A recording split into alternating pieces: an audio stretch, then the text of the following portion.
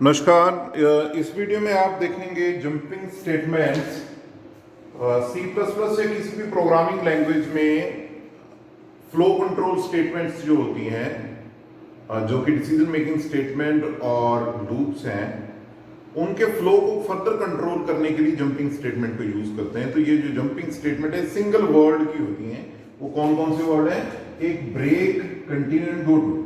यदि हम आसानी से इस चीज को समझे लॉन्ग टर्म रिमेम्बरिंग के पॉइंट ऑफ व्यू से, तो ब्रेक जो स्टेटमेंट है, it shift the control in the end of the block. अब ब्लॉक का मतलब क्या होता है? In programming the block is represented with these signs. Anything that is in between these things is called the block. ये void break से भी शुरू होता है।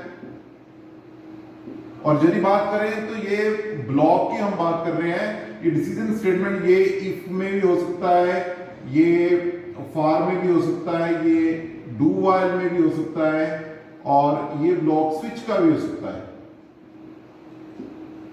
और जो ब्रेक है, it shift the control in the end of the block. ये स्टार्ट है ब्लॉक का और ये एंड है।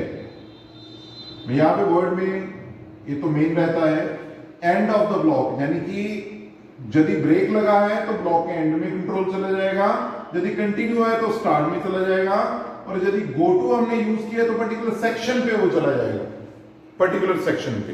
तो अब अंडरस्टैंड करते हैं हम ब्रेक को, कंटिन्यू को with the help of the one example. तो एग्जांपल के लिए मैं मान लेता हूं कि इवन नंबर को प्रिंट करना है, ठीक है? तो उसे आप अंडरस्टैंड करिए कि ये कैसे है। तो यदि हम ब्रेक की बात करें तो ब्रेक एक ऐसा है जिसको कंपल्सरी यूज करना पड़ता है। किसमें? Switch case statement. यदि आप कोई स्विच केस स्टेटमेंट को यूज कर रहे हैं तो उसमें करना ही पड़ता है ब्रेक। तो ब्रेक क्या है?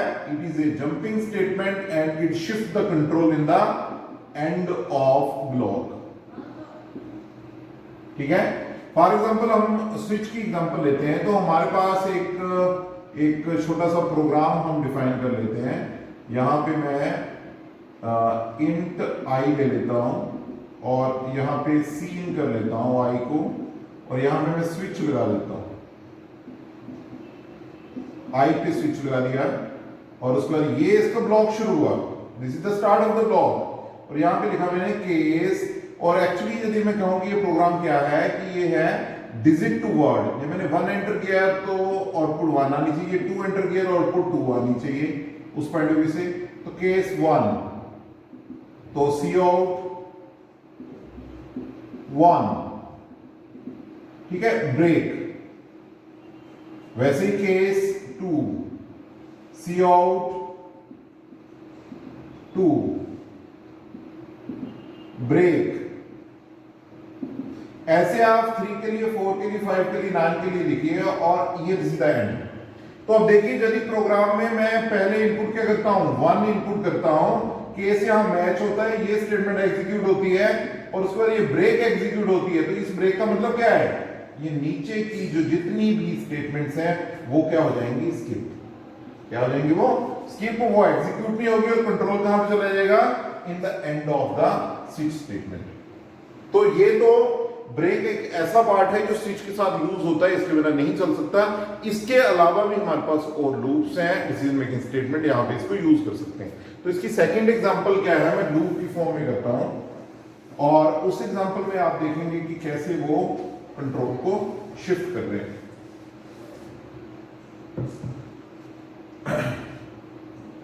जो नेक्स्ट में जो एग्जांपल है वो कंटिन्यू की लेते हैं हम। कंटिन्यू क्या करता है? Continue shift the control in the start of the block.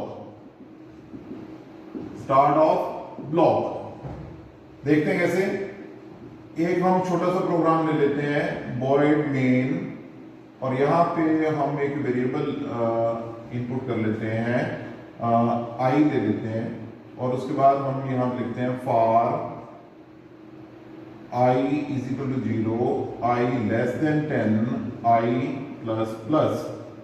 और यहां पर मैं क्या लिख रहा हूं? If i module 2 equal to 0, तो क्या करेंगे? कंटिन्यू करेंगे। और इसके बाद मैं लिख देता हूं सी आउट आई। अब समझिए इसकी आउटपुट क्या आ रही है। स्टार्टिंग में आई की वैल्यू कितनी है हमारे पास, आई की वैल्यू इसको लिखता हूं और उसके बाद इसकी आउटपुट लिखता हूं क्या आ रही है।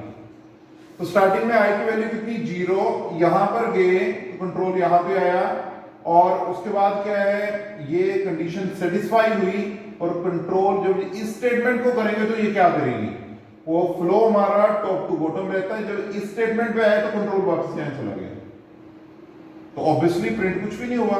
नेक्स्ट टाइम पे आई की वैल्यू कितनी होगी, क्योंकि this is the increment operator here is the third part of the for loop, i की वैल्यू 1 होगी और 1 के बाद यदि यहां पे चेक करें तो i इज लेस देन 10, यानी कि 1 10 से छोटा है, तो ये ट्रू हुई। फिर से ये लूप चली और यहां पे इस बार रिमाइंडर कितना आया, 1 मॉड्यूल 2, ये कितना आता है 1, कैसे आता है ये देख लो, 1 को 2 से रिमाइंडर कितना आया 1, तो ये कंडीशन क्या हुई, फॉल्स। यदि ये फॉल्स हुई तो ये चला नहीं, तो उसके बाद ये एग्जीक्यूट हुआ तो 0 के लिए आउटपुट कुछ नहीं आई, 1 के लिए आउटपुट आ गई 1।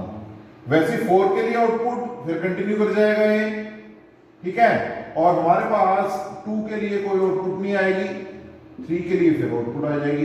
तो हमारे पास जो है वो वैल्यूज क्या आती जाएंगी, पूरा जब इसको एग्जीक्यूट करेंगे तो हमारे पास आउटपुट 1 2 3 4 1 3 5 7 9 ऐसे आउटपुट्स आएंगे। ओके, तो मैं ये बात कह रहा हूं कि continuous statement is work under right no in the if decision making statement and is the whole is done in the for loop, इसके अंडर वर्क कर रहे हैं ये।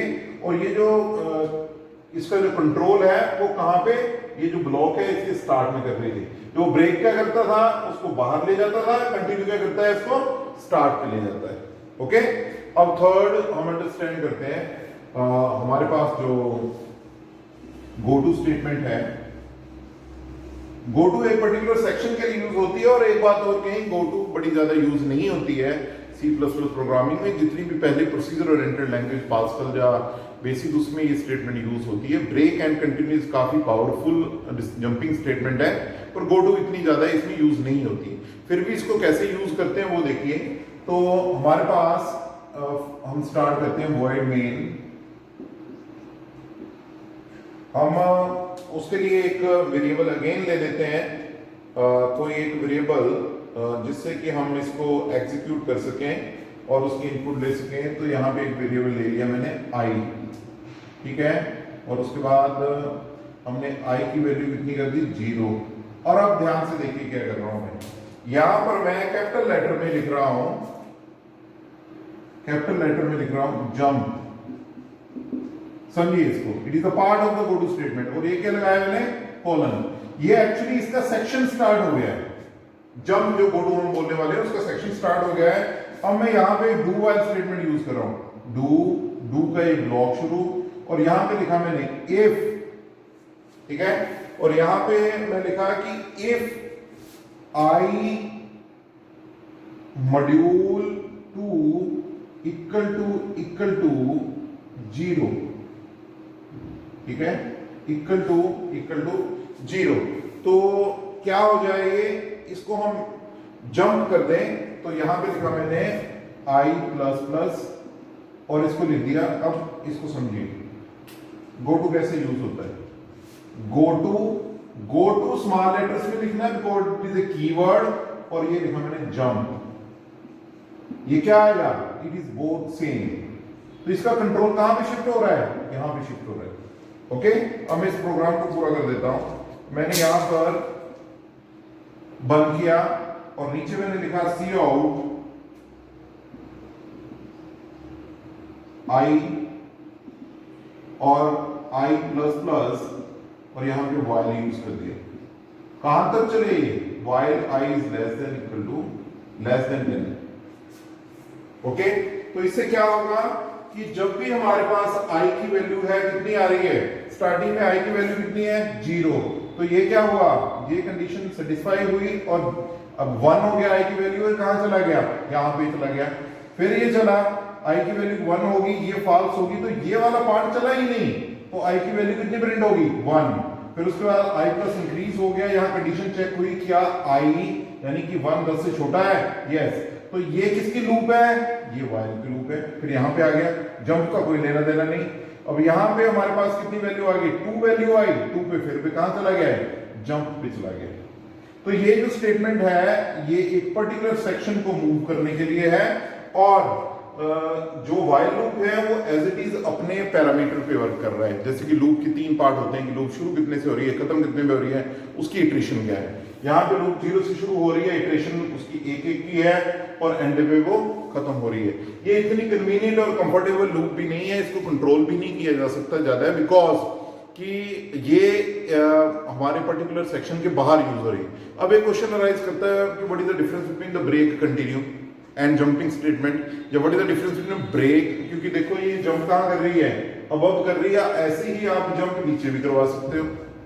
ओके, तो ये जो गो टू स्टेटमेंट है ये ब्रेक को भी रिप्लेस करती है, कंटिन्यू को भी रिप्लेस करती है। तो एक ड्रॉबैक है इसमें, ये जो कंट्रोल है ये ब्लॉक के बाहर इसमें शिफ्ट किया है किसी एक पर्टिकुलर सेक्शन को। So understand the difference between particular section क्या है, start the end of the block क्या है। यदि ब्रेक और कंटिन्यू की बात करें तो जो कंटिन्यू है वो कहां क्या आएगी, स्टार्ट में।